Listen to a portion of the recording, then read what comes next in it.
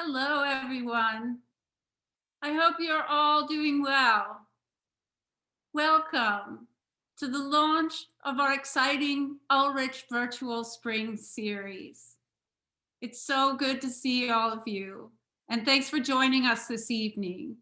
I'm Leslie Brothers, director of the Ulrich Museum of Art, and I'm here with my colleagues, Jana Irwin, our head of education, and Ksenia Gerstein, our curator of modern and contemporary art.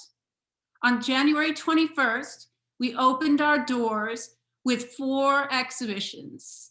The 23rd Faculty Biennial, it's all part of the process.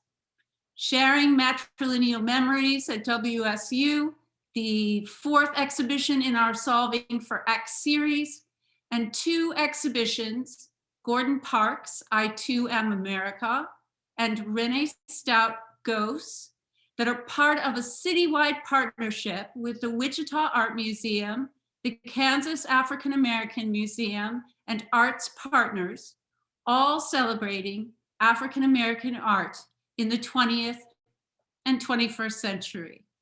We are also contributing to that partnership 7 dedicated programs within our Ulrich Virtual Series.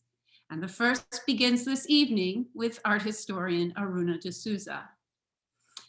Following this event fairly closely, on Wednesday, February 17th, Angela Bates will tell the story of Nicodemus, Kansas. And on February 20th, we will present Finding a Way to Move Forward, a community forum on race and parenting with Barketta Atkins. Information on these programs and many more can be found on our website, ulrich.wichita.edu. Please go to our programs page and register to participate in your selected events. It's easy and it's free. The museum's exhibitions and programs are funded in part by the members of the Sano Circle, Kansas Creative Arts Industries Commission through the National Endowment for the Arts, Humanities Kansas, and the City of Wichita. And we're grateful for their support. Now I'll pass the screen to Ksenia, who will introduce this evening's esteemed speaker. Thanks so much, Leslie. Hi, everyone. Welcome to the ether of Zoom, and welcome back to our Ulrich virtual programs. Tonight, I'm really pleased to introduce art historian and author Aruna De Souza. Aruna writes about modern and contemporary art, feminism, and how museums shape our views of each other and the world. Her most recent book, Whitewalling, Art, Race, and Protest in 3 Acts, was named one of the best art books of 2018 by the New York Times, and her talk tonight will reflect the research that went into that celebrated book. Aruna's other recent writings include contributions to the exhibition catalog, We Wanted a Revolution, Black Radical Women 1965 to 85, which was also a fantastic exhibition for anybody and all who were able to see it, and Art for a New Understanding, Native Voices 1950s to Now, both published in 2018. She was also the co-editor in 2014 of Art History in the Wake of the Global Turn, and her essays appear regularly in 4columns.org, where she's a member of the editorial board, and they've always been published in the Wall Street Journal, CNN.com, Art News, Garage, Book Forum, MoMA's, and Art in America, among other places. She's the editor of 2 additional forthcoming books, Making It Modern, a Linda Nochlin reader, and Lorraine O'Grady's Writing in Space 1973 to 2018. With Catherine Morris, who, as some of you may remember, gave a wonderful talk at the Ulrich back in 2019, Aruna is also the co-curator of the upcoming retrospective of work by Lorraine O'Grady titled Both And, which will open March 5th at the Brooklyn Museum. I will momentarily pass the screen to Aruna. As a note on procedure, as you watch the talk, please feel free to put questions at any point into the Q&A box at the bottom of your Zoom screen. And at the end of the talk, around 6:45, I will read those questions out loud for our speaker and for everybody in the audience, and we'll have a Q&A lasting about 15 minutes. And with that, without further ado, welcome Aruna. Hello, thank you to everyone at the Ulrich for inviting me. And I'm just going to get my screen shared now. I hope you can see that first slide. So if there's any, someone give me the high sign if it's not showing up. I have been, as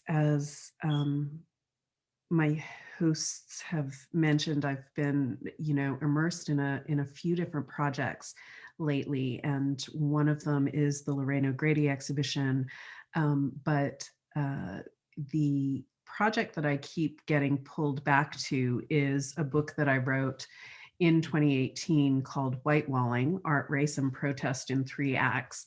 And in a way, I complain sometimes, not entirely, seriously, but I complain sometimes that, I wish the book would stop being relevant, because it seems like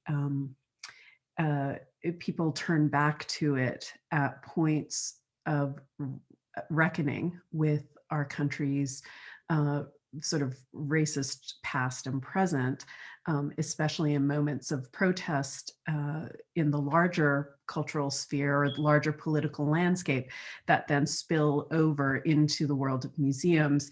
And, I sort of wish that we could just, in a sense, solve all these problems so that we didn't have to keep coming back to the topic. But that is a long and difficult process, I think, that will take a long time to kind of work out. But the impetus for writing the book was a protest against the Whitney Museum of American Art in 2017 surrounding their exhibition, their biennial exhibition, the Whitney Biennial.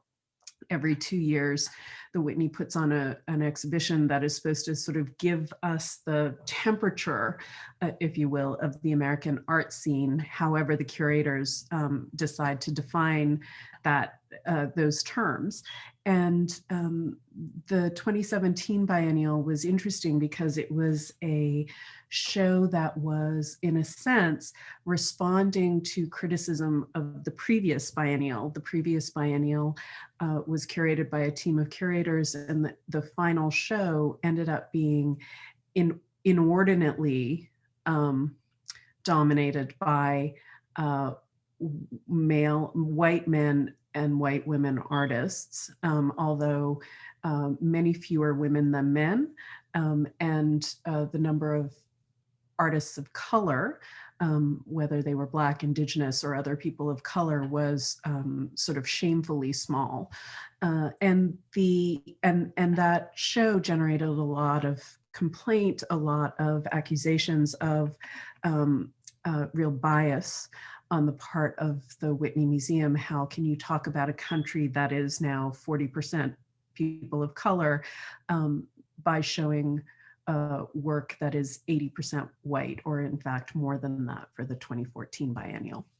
So when it came time for the 2017 biennial, the Whitney sort of made clear that they were going to do something very different, which was to,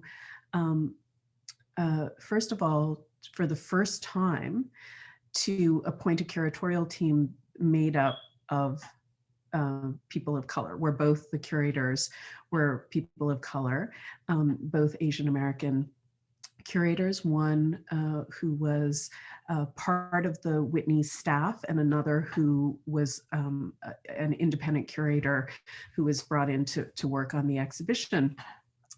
And the 2017 biennial was sort of extraordinary for being very diverse, both in terms of gender and of race. It largest number of artists of color that had ever appeared in a Whitney biennial. The demographic numbers really reflected what the demographics of the United States was. And the work that was on display was also really showed a real diversity of approaches, diversity of medium. It was a very kind of a very rich exhibition, in fact. However, despite all these efforts, and a protest broke out just on the eve of the show's opening to the public, and we'll go into details of the protest. But it turned out to be one of the most consequential art protests, museum protests in US history up until that point. And so, and it caused a great deal of sort of outrage, especially social media driven outrage, but it also prompted a great deal of reflection and a great deal of very thoughtful reflection, especially among young artists, critics, curators of color who really took part in some very substantial conversations about what the responsibility and the role of museums was to a much broader audience than they often see themselves as serving. And so I was approached by an artist named Paul Chan, who was also a publisher, who ran an imprint called Badlands Unlimited. And he asked me if I'd be interested in writing a book on the controversy. And I didn't know if I wanted to do that, partly because it was still he approached me just really a couple of months after the exhibition opened, when the debates were still raging in the art world about this exhibition. And I finally sort of said, okay, I'll write this book as long as I can do it in a way that actually puts the current protests in a longer history of museums and their engagement with questions of race and the protests that result often from these engagements.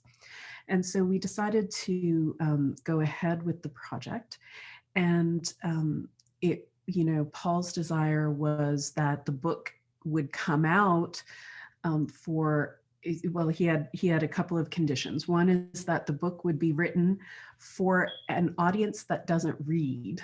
In other words, he was hoping that it would appeal to, as he put it, young 20-something creative people who are living in New York and working 2 or 3 minimum wage jobs to try and get by, and spending their times on the subways, getting back to Sunset Park, their shared apartment in Sunset Park, and have a little time to read on the subway between all of these other obligations that they have. And so that seemed to me sufficiently, in a sense, a very radical approach for a publisher to say, I want to target an audience who doesn't read, because I think those people are living such precarious existences that they will be the ones who will in fact end up changing the world, because they know how hard the world is. And so, that seemed like a really good approach. The other condition that he had was that the book would come out soon enough that it would still be a tool for the continued debates about the role of museums, what museums should be doing to fulfill their obligations to a diverse public. And so this, I came out of the previous books that I had written, had been on a schedule of academia, of university research, which meant that you had an idea and then 5 years later you delivered your manuscript after lots and lots of research and everything like that. And here I was being asked to deliver a manuscript in a matter of months. In the end, it took, I ended up writing the manuscript in about 6 weeks. And that was so that it could come out quickly and become a useful tool for discussion, for debate.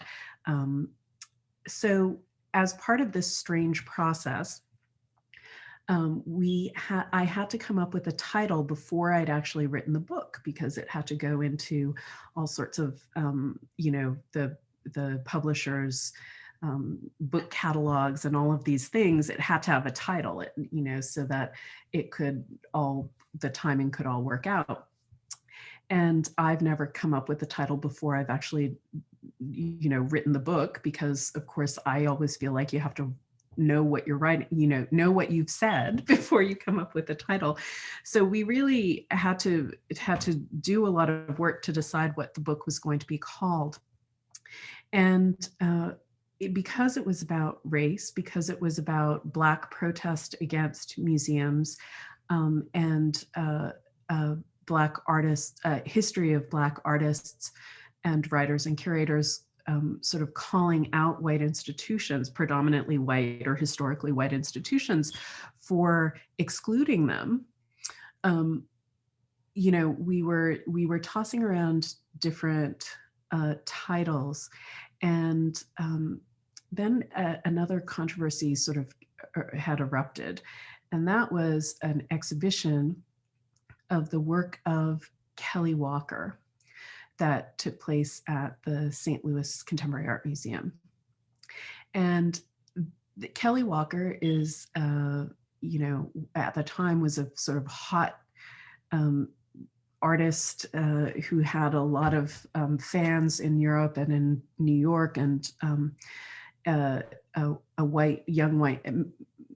young white man. And his work drew upon imagery of the history of the civil rights movement, of Black women in advertising and pornography, of sort of consumer goods advertising, things like that. And he would often put the images on canvas and manipulate them, often by smearing different kinds of pigment, sometimes toothpaste, very abject looking materials onto these canvases. And when the show opened at the St. Louis Museum of Contemporary Art Museum, it was not very long after the protests at Ferguson, which, as most of you will know, is really 20 miles from St. Louis, and was the site of really consequential movements, protests about the murder of Michael Brown. And so when the show opened, not even a year and a half later, a lot of local residents looked at these images in which they were seeing photographs of civil rights protests covered with what looked like shit or toothpaste, or images that seemed to be disrespected in some way through Kelly Walker's painting practice. There were some really sort of thoughtful and also vociferous kind of protests that occurred around this work. And the museum's response was to literally, as you see in the slide, that's why I've had this slide up for so long, but they literally built a wall, that white wall that you see there. They built a wall so that people coming into the museum wouldn't be confronted with the work. and put up a sign, please be advised, Kelly Walker Direct Drive contains content that may be difficult for some viewers. And I thought this wall was so fascinating because here was a museum that, instead of actually dealing with the content, the problem that the Black community was raising about this work, literally chose to build a white wall around the work and put the problem in terms of individual viewers' sensitivities, rather than the problem being the institution's decision-making, or the institution's curatorial values, or the institution's investment in certain artists, and never really force themselves to ask the question, why is it important that we show this work? And why is anyone who has a problem with this work being written off as the person with the problem, as opposed to sort of asking whether the institution itself might have a problem of not being sufficiently aware of what effect this work might have on its audience. So the idea of the white wall turned into the title Whitewalling, and the book ended up being a book about the ways in which museums, often despite their best intentions, often despite their desire to reach out to diverse audiences, to show the work of artists of color, of being more inclusive, or of being more diverse, that even despite those best intentions, often function to simply protect whiteness as a cultural value, and as a demographic as well. So that the book was really a coming to terms with the ways in which our institutions have always been designed to do that, except in very rare instances, and asking us to sort of start paying attention to the ways in which that happened. So the first chapter of the book, as I said, the book had a sort of odd structure in that it went back in time. It started with the most recent protest, and it reversed itself to 1969, to the third instance of protest. There were three acts, three stories. The first was about the Whitney Biennial, and the controversy that took place at the Whitney Biennial was around a painting by an artist named Dana Schutz, a white woman who had made a name for herself and had a very sort of meteoric career, in fact, making images that often dealt with very disturbing, sort of cartoonish, dream images in a lot of ways. Characters doing weird things, eating their own heads, things like that, but were also very darkly funny. She was an artist whose work almost never dealt with contemporary life, or certainly not politics in any way, and it had never really dealt with questions of race, except in ways that were extremely troubling, like a painting that she did of the autopsy, her imagined autopsy of Michael Jackson and things like that. But she contributed, she was asked to participate in the Whitney Biennial, and she ended up contributing. Two paintings of hers appeared. One, a very typical painting for her, large scale picture of a fight in an elevator. And technically she's a very talented painter as such. She does great things with paint, in other words. And that certainly the elevator painting was one of those examples. The second painting that she contributed was very unusual for her, and it was a picture called Open Casket, and it was a painting that was based on photographs of the 14-year-old Emmett Till in his coffin. Emmett Till was visiting his relatives. He was sort of from Chicago, visiting his relatives down south. He was accused of whistling at a white woman, of flirting with a white woman, and that was enough for the woman's husband and brother-in-law to find him, chase him down, and beat him beyond recognition, and to death, in fact. And so when his mother came down from Chicago to collect his body, the sheriff of the town said, that we're releasing his body on the condition that you have a closed casket funeral, because we don't want people to get upset, right? So people were, I think, people knew that just the sight of this young boy's corpse would, it could trigger unrest in the town. And Emmett Till's mother, Mamie Till Mobley, made an incredibly brave decision, and she took her son's body, and at the funeral home, she insisted on an open casket, and she, had various members of the press come and take pictures, because she said, "I want the world to see what I have seen."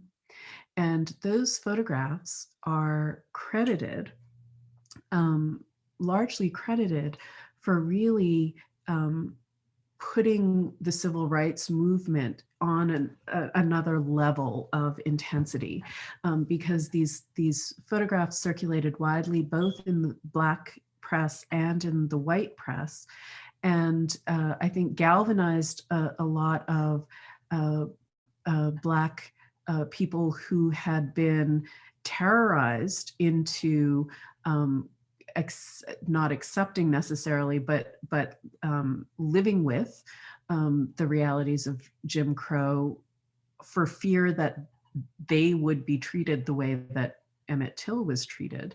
But I think these pictures were horrifying enough that a lot of people decided that it wasn't worth the cost of not doing anything, thanks to these pictures.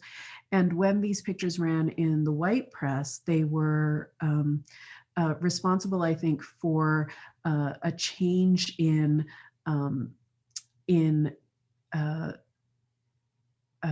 sort of popular support for the civil rights movement, so that people who had been able to write off stories of lynching, stories of abuse in the South, as either, something that doesn't have to do with, the North, or that were exaggerated and these things couldn't really be happening. People no longer had the assurance that these things weren't happening.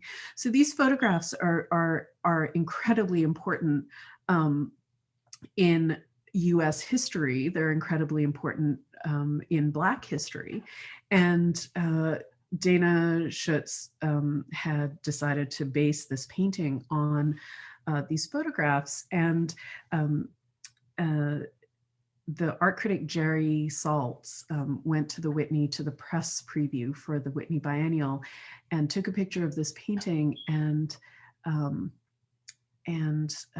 posted it on Instagram with a one-word caption that said "beautiful." And that was enough to trigger a kind of tsunami of pain and outrage, I would call it, on social media, where people were asking, what does it mean to call a painting of a disfigured 14-year-old Black child beautiful? What does it mean for the violence of that image to be called beautiful? especially by, you know, a white critic of a painting by a white artist. And so this triggered, as I said, a lot of protest on social media. It also triggered protest in the galleries, and a young artist named Parker Bright showed up at the Whitney Museum dressed in a t-shirt that said Black Death Spectacle on the back, to kind of point out the ways in which this painting was turning Black Death into a form of spectacle. And he stood in the galleries for a number of days, putting his body between the viewer and the painting, his living Black body between the viewer and this painting of this the corpse of a Black child, and engaged visitors in conversation about whether they thought it was appropriate that this painting hung in the galleries. Other artists protested by hanging banners outside the museum, and eventually, after a few days, the artist Hannah Black, along with a group of Black artists, critics, and writers, wrote an open letter to Dana Schutz and to the Whitney Museum asking for the painting to be removed, and suggesting, and this is very important, suggesting that Dana Schutz destroy the painting so that it doesn't turn into a commodity, so that she doesn't profit over the image of Black Death.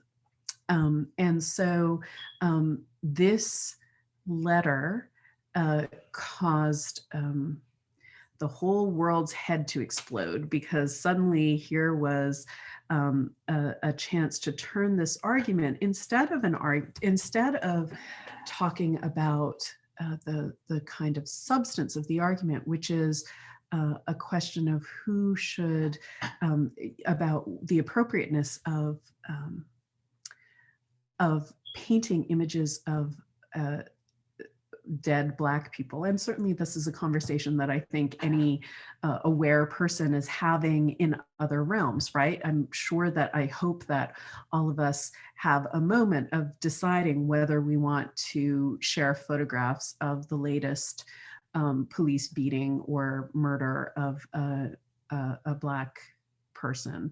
I'm sure that we all wonder if we should be sharing videos of these events. I'm sure that we all wonder what it means for media companies, say, to you know, have these images on pages that from which they're gaining advertising revenue, right? Like, these are common questions, but because this was happening in the art world, what it turned into was an argument about free speech, right? Does anyone have the right to tell Dana Schutz that she shouldn't show this painting?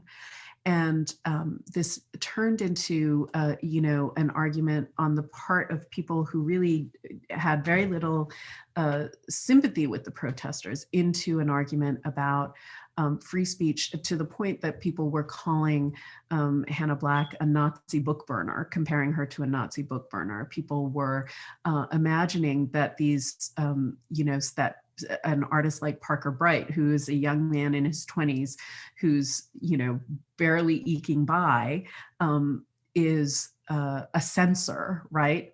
Which is always funny to me when people level that charge, because usually they're leveling it at people who have the least amount of power to actually censor, you know. And meanwhile, the Whitney Museum made very clear that they were fully in support of Dana Schutz and the painting, and that the painting wasn't going to move.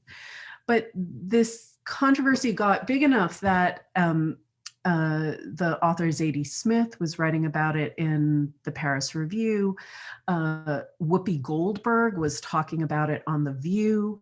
The performance artist Coco Fusco, you know, wrote an article that you can see down at the bottom of that screenshot, which is already it's already old, but 25,000 people read her article. Now imagine 25,000 people reading something about contemporary art. This was an extraordinary moment in which the debates happening within the contemporary art world were actually spilling far beyond the art world. People understood this to be a sort of significant in our larger culture. And as I said, the debate very much devolved, I think, in a lot of ways, to a debate around, this hypothetical destruction of the painting that Hannah Black sort of proposed, and as a way of, in fact, I believe, as a way of not having to talk about the questions of whether the painting should have been included in the exhibition, what the actions of the curators had to do with it, why was it important to include a painting like this when there were other artists, especially artists of color, who were addressing similar issues, and also the question of what does it mean for a museum to say it's okay to re-traumatize our Black viewers if it's in the service of educating our white viewers, right? Which was another underlying question, I think, that a lot of people were asking about this choice to include the painting. This is a meme by the artist Pastiche Lumumba, who made a number of memes that circulated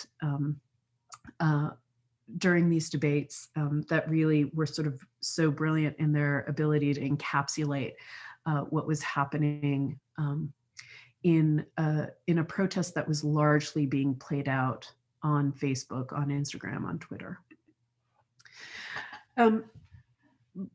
But even as consequential as this protest was, as I said, that there were other protests in the past that were very much like it, motivate or sort of prompted by institutions who believed that they were doing anti-racist work, or who at least believed that they were the good guys when it came to questions of racial diversity and inclusion. One of these was an exhibition that took place at the Artist Space in New York, which was an independent art space in the city, the site of some incredibly important exhibitions, really groundbreaking exhibitions, including the famous pictures show that was organized by Douglas Crimp, very important place.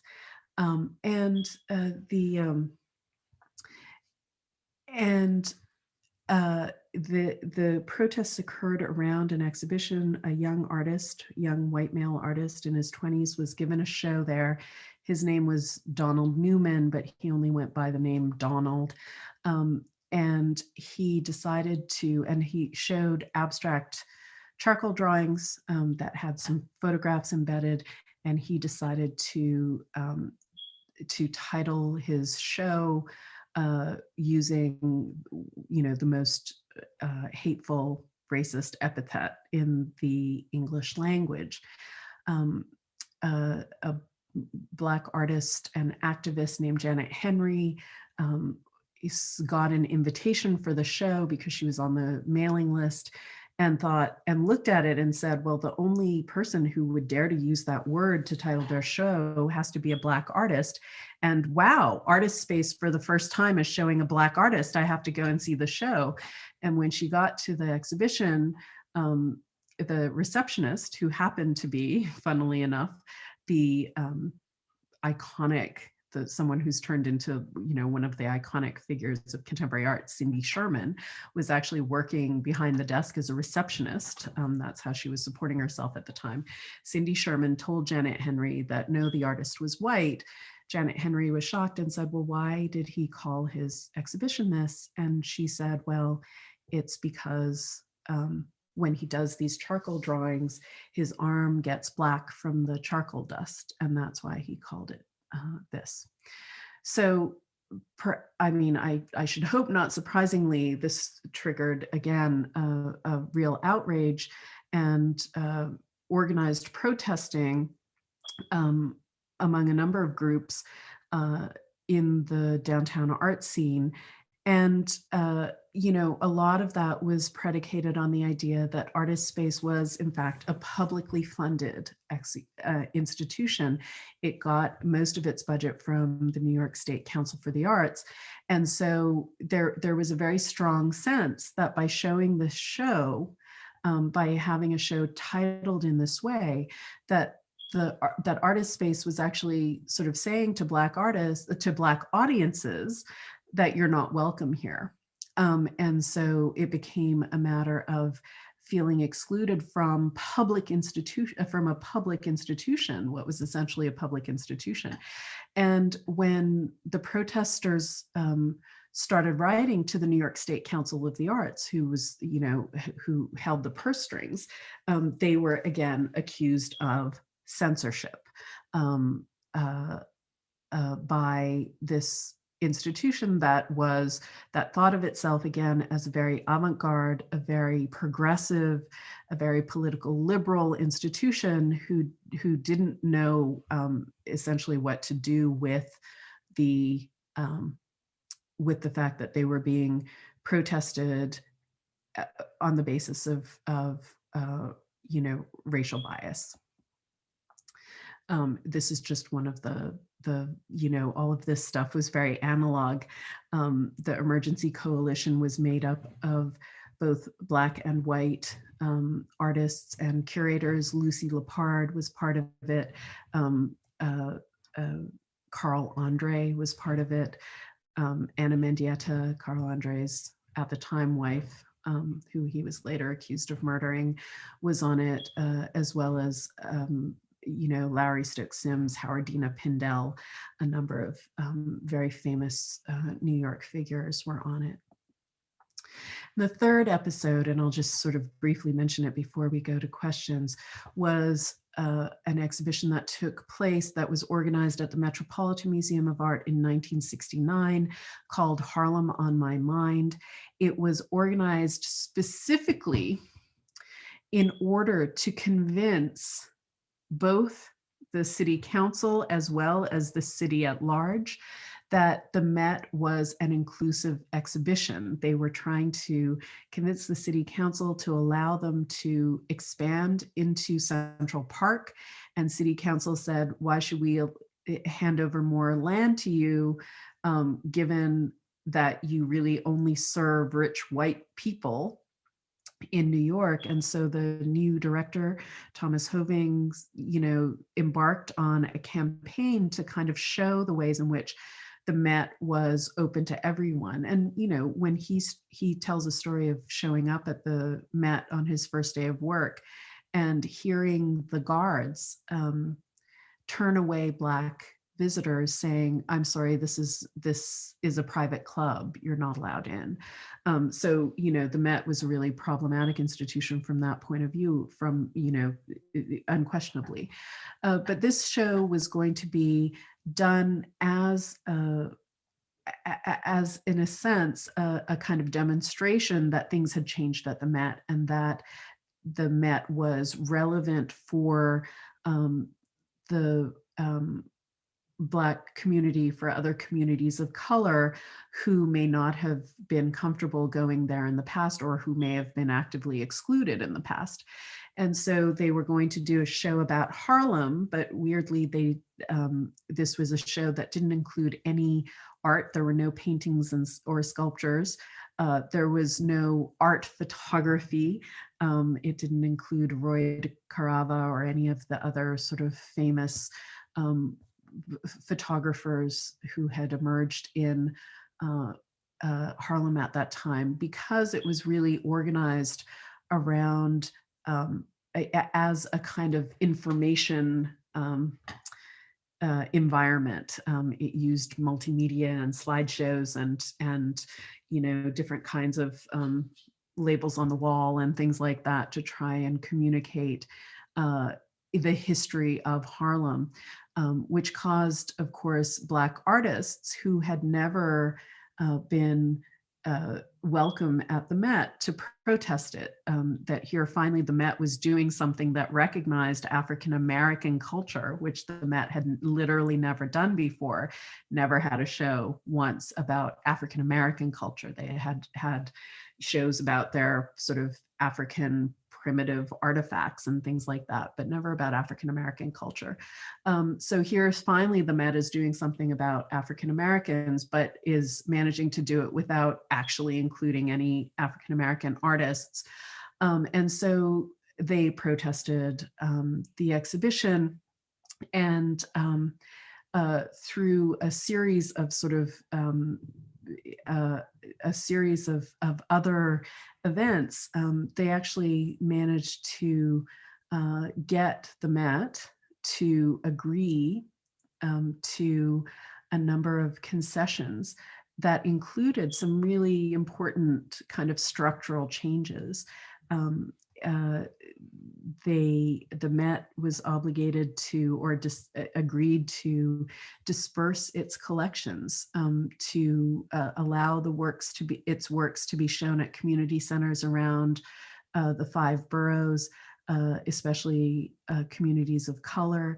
The protests led to the establishment of the Queens Museum of Art, the Bronx Museum of Art, the Snug Harbor Cultural Center in Staten Island.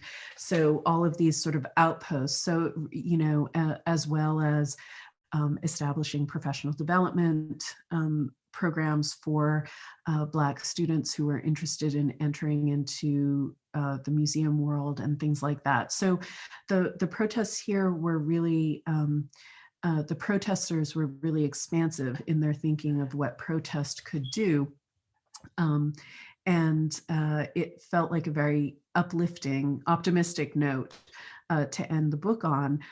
Just the idea that if that these interventions by artists and other people in the arts community, in arts communities of color, can actually have consequential effects on how we understand museums to operate and the ways in which they serve their public in the largest sense of that word. So I have gotten a couple minutes over my time limit. So I'm going to, here's a great photograph of some of the protesters. So I'm going to stop sharing my screen. There we go. And I guess we'll move to questions, I think. Hi, Aruna.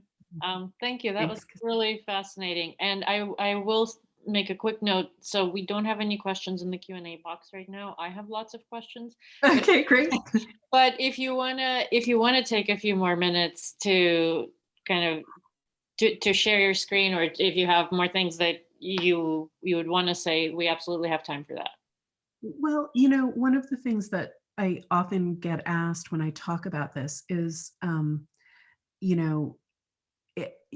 what about now, right? So the book was published in March 2018, which is already 3 years ago, and a lot has happened since then, and especially a lot has happened in the wake of the murder of George Floyd in Minneapolis and the Black Lives Matters protests that happened around the country. What was really interesting is that you saw a lot of protests coming from within the museum, not just artists and others outside the museum who were protesting, but actually staff within the museum organizing. And what was so interesting to me to see this, because so many large museums, their staff organized to send letters of protest to their own institutions, because in the wake of these Black Lives Matters protests, a lot of museums sent out what the New York Times art critic Holland Cotter called "we have to do better" letters, right? They, all the museums put out statements about the the um, about realizing that they have to do more to kind of deal with the lack of diversity in their staff, the and the inequities that results in a lot of different ways. And and I think a lot of staff members of color were looking at these letters and saying, okay, wait, right? The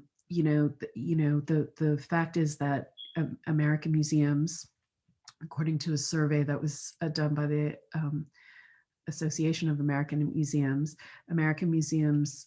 employ 85% of their staff who are in decision-making, programming, curatorial development kind of roles, right? So not guards, not front of house workers, like people who work at the ticket counters or anything, or the shops or the cafes, but people who have some sort of programming role in the museum. 85% of those staff are white, and which is really not reflective of what the demographics of this country are. And so a lot of museums, when that study came out, began hiring people of color into roles that were often very junior roles or temporary roles, temporary diversity fellowship roles, things like that in the museum. And I think that when these letters of solidarity that were issued by museum directors came out, I think a lot of people on the lower rungs who had been hired as part of these diversity initiatives really were supported by their other colleagues, their white colleagues, and really organized to challenge their own institutions about the ways in which institutional structures, hiring practices, what sort of artists get the green light for exhibitions, things like that, how those decisions are made. So that's been a really interesting shift where you have, in 2017, people are protesting a painting and the decision making that went into putting that painting on the wall. Whereas in 2020, people are protesting, these much sort of clearer structural issues about how museums operate, which has been really interesting development. And in consequential ways, right? I mean, I can think of a case at SF MoMA, at Museum of Contemporary Art Detroit, where there were actual, staffing changes as a result. So. The Guggenheim as well, right? The curator at the Guggenheim as well. So yes, absolutely, as consequential changes. And I think that, I think that that's that reflects a lot of work and a lot of kind of trauma that people have had to experience for a lot of years to finally this sort of moment in a larger cultural in a larger political landscape allows for these shifts to happen within the institutional landscape of the museum. So yes, absolutely.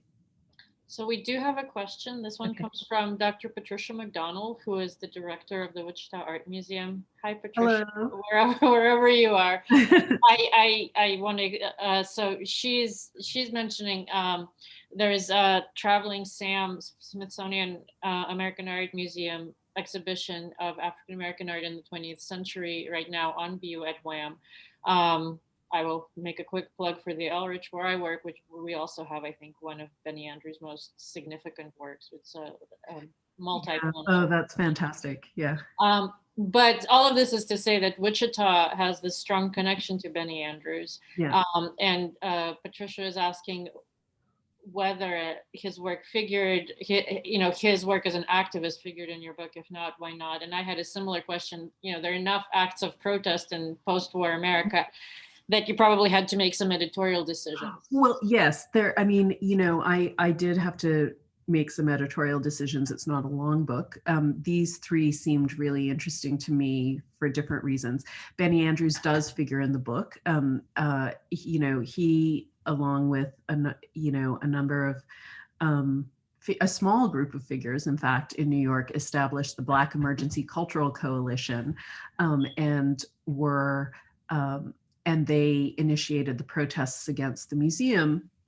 Um, one of the interesting in 1969, but they also were sort of they were also key in a number of other protests around other museums at the time as well, including the Whitney Museum. And in fact, when the artist space controversy came out, the Black Emergency Cultural Coalition joined up with the Emergency Coalition, which included, Lucy Lapard and Howardina Pindell and others, and both groups were actually protesting the show at Artist Space. So Benny Andrews is a sort of thread that connects so much of what was going on in terms of artist protests.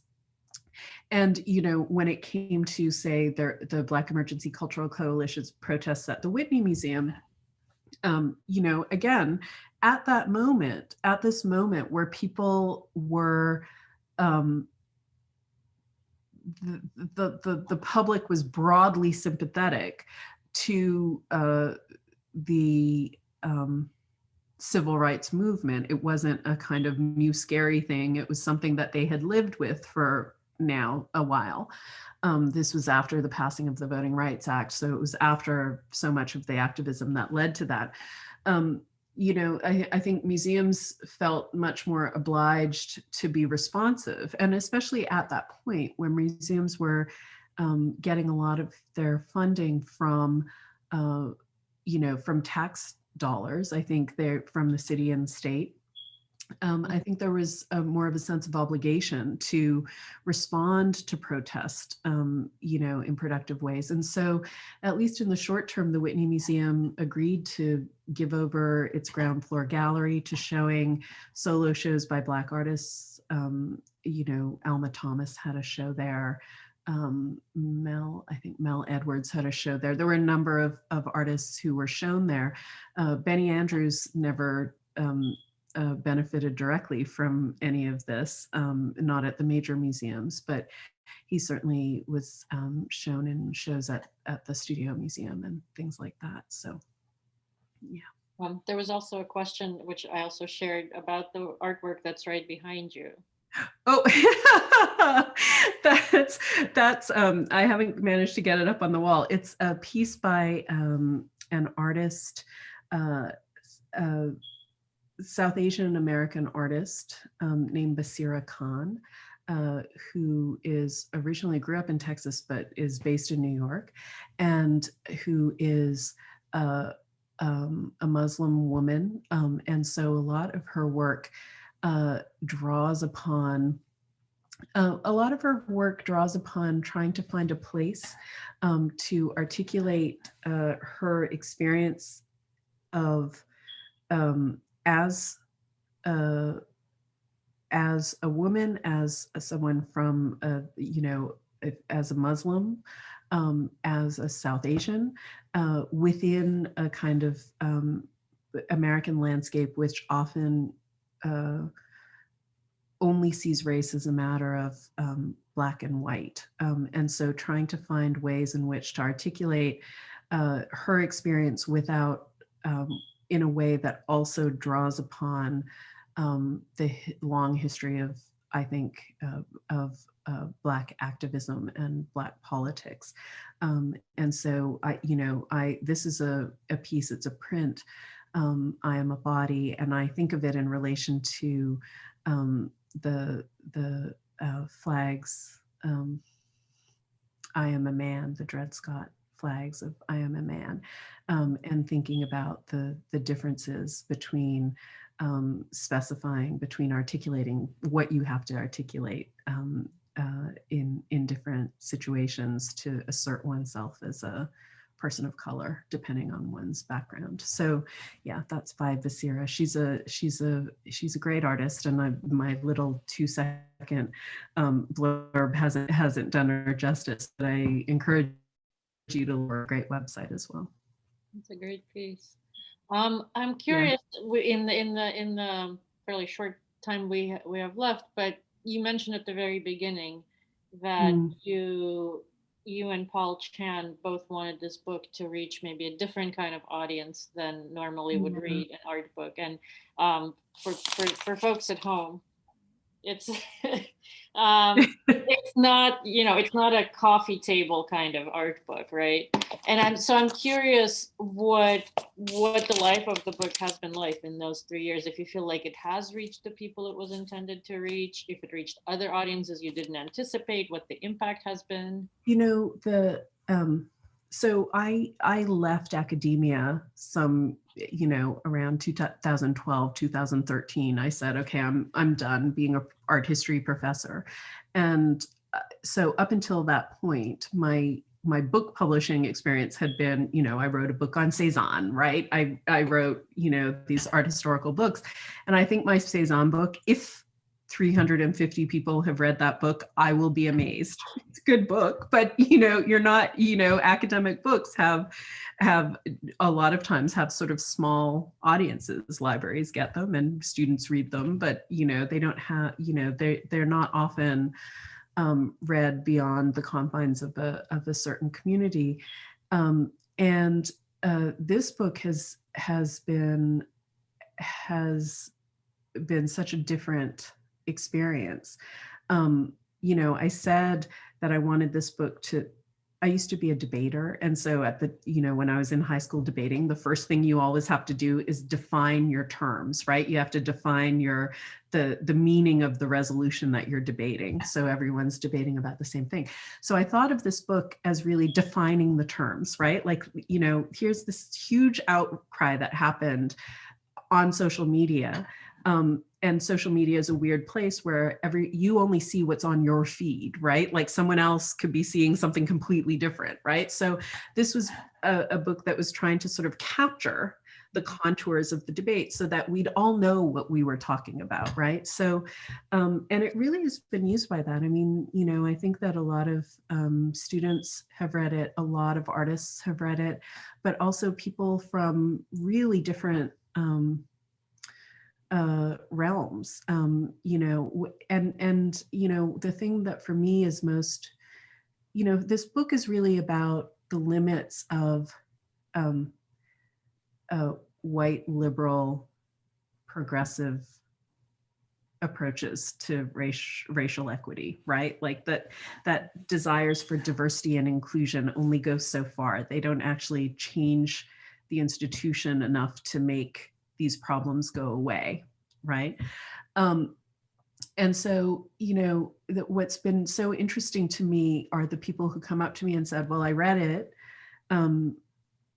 and it helped me approach a problem that I was having with my kids' preschool, that people weren't getting, that what they were doing is like, exclusionary. And to me, that sort of thing was so fascinating that, for me, it's very much about, I look at these issues that are happening in the art world and I say, oh yeah, that's what's happening at my kid's school, or that's what's happening in my town's, select board meetings or whatever. Like there are these same mechanisms that are used to close off conversation rather than foster it. And so, yeah, it's had a life that is to me fascinating, and and also it's a quick read. Like, I mean, when it came out, people were posting pictures on their Instagram of like themselves at the beach with their copy of Whitewalling. And I thought, wow, I've never thought in a million years that I would ever write a beach book, right? But so it's, I think that it did largely what I set out for it to do. And I think that the conversations that people are having about these issues that the book deals with have progressed way beyond it. And that's great. That's what it was, whether because of this book or on its own steam, that this was just always meant to be a starting point. So, yeah. Was it a challenge? When I think about social media, I'm a consumer of it, like I think most of us, Yeah. but when I think of it as from a scholar perspective, I'm sort of like, I have an image of trying to tango with an octopus. Right? Well, So what was that like for me, social media has been a platform for my writing and my thinking since I left academia. So I left academia, and people would ask me, like, what do you do?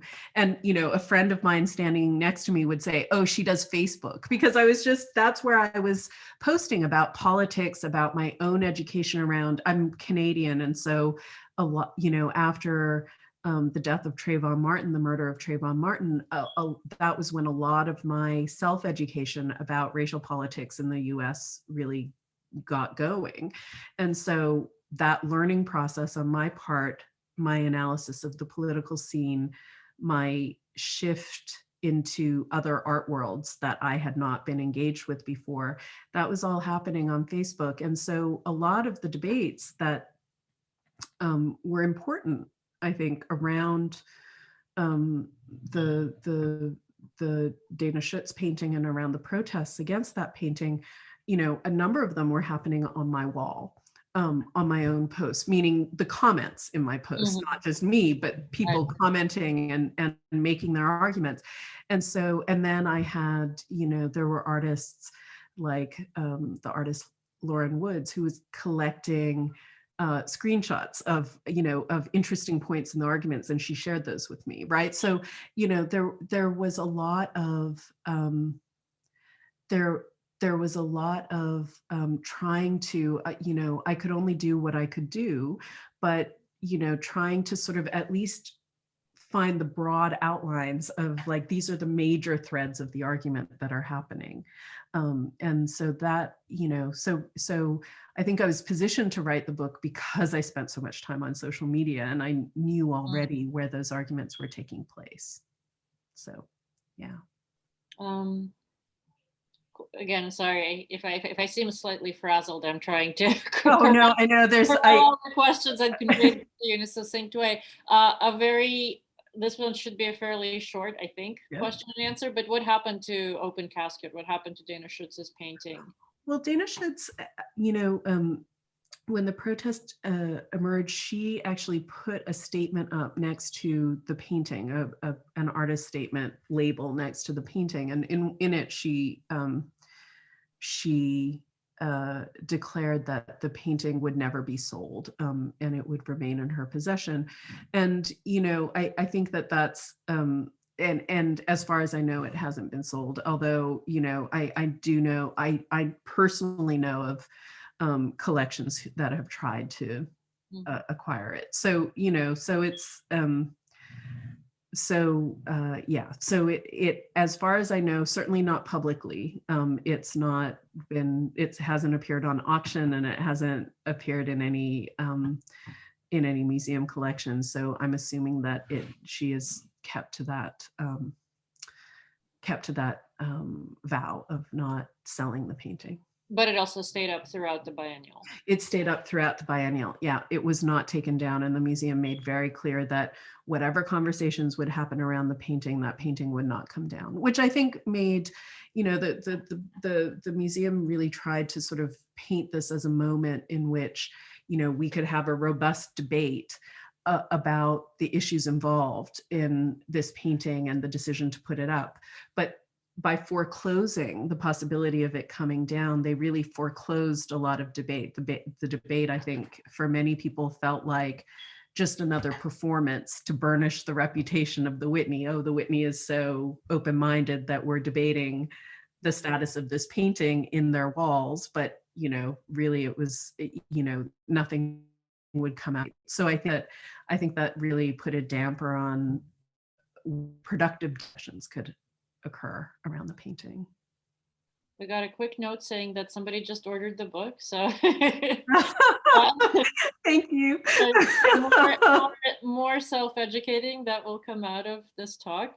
And as I guess, again, just because I'm watching the clock, I want to share a comment from Lee Starkle, who is the chair of our board. So she is prejudiced in a good way. towards the Ulrich. Yeah. But she says, I'm so grateful to you for your thoughtful work on these most critical topics of our museums and our country. And I'm proud of the Ulrich and Wichita State for focusing its programs, exhibitions, and collections on diversity and inclusion. These are difficult but vital conversations, never more so than today. And I will say, as a staff member of the museum, that I too really value your work.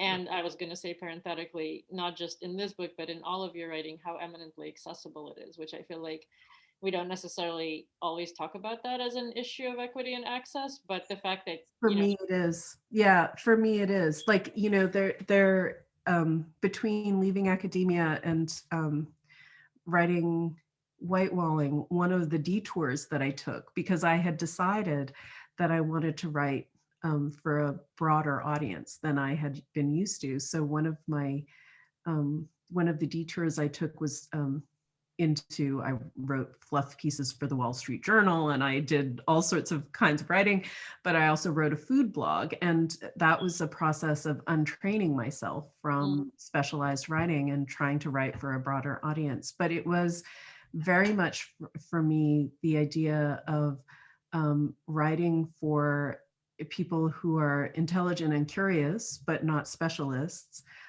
seemed to me a really important thing to do, especially because for me, myself, I was learning as I was writing. Like, a lot of the artists that I write about are artists that I've never written about before. I've never studied. I've never, so I use the opportunity of a new exhibition or something like that to sort of learn. And so I think there's an obligation that one has when one is writing from the position of a student, not to take the tone of an expert.